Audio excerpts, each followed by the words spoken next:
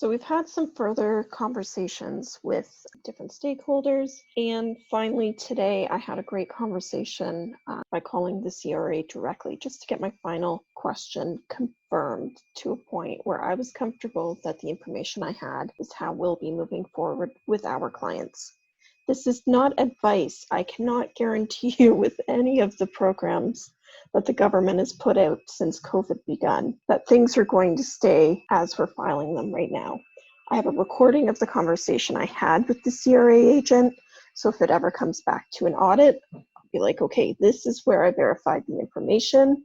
I'm capturing some key pieces off of this reporting the TWS to the CRA website that I will save with the forms and everything else where I've done my calculations, just to make sure that if it does happen that we get a payroll audit, we've got all the documentation all together when they show up that says, okay, this is the information I had at the time I completed this form, and this is how I completed it.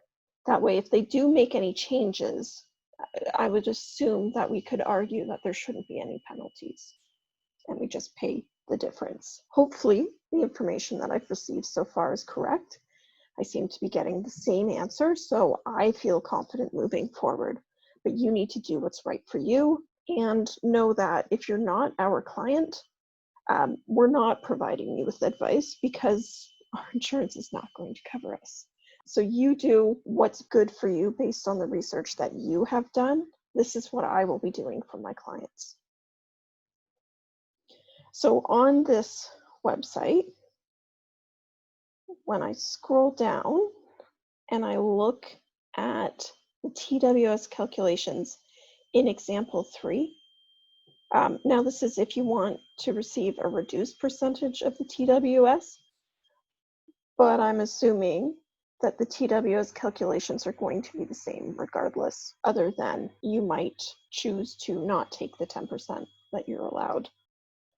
So what I'm seeing here for the calculations is they are basing it on the payroll issued date. And that is the piece of information that we were really concerned about when the form first came out and we were told, hey, you can enter this so that you don't get a peer review at the end of the year. Well, it was great, but we were looking at to and from dates on the pay period and not the paid date. So I think the form itself is a little bit misleading. However, they have not changed this form. I thought maybe they would update it to make it more clear. That has not happened yet. It does not sound like that's necessarily in the works. Maybe it is, and we're just not aware of it. So this is the same form that we will be completing. However, this section right here, this pay period section, we're going to be completing just a little bit differently. So let's come back. We can see the payroll issued date. We can see the gross payment, the income tax, CPP, EI, what the total deductions were, what the percentage was that we took, and the income after the subsidy. Sorry, the income tax after the subsidy. So this is what we'll be completing on that form. However, you'll notice this is payroll issued. This is pay period from and to.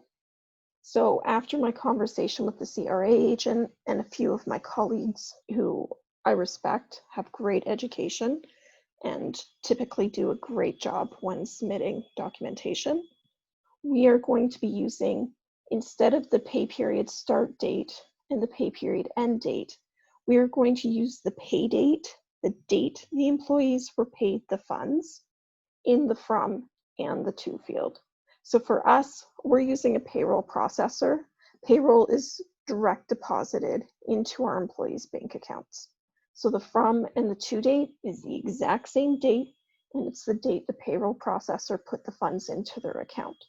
So if the employees were paid on March 30th, then it's March 30th here, and it's March 30th here.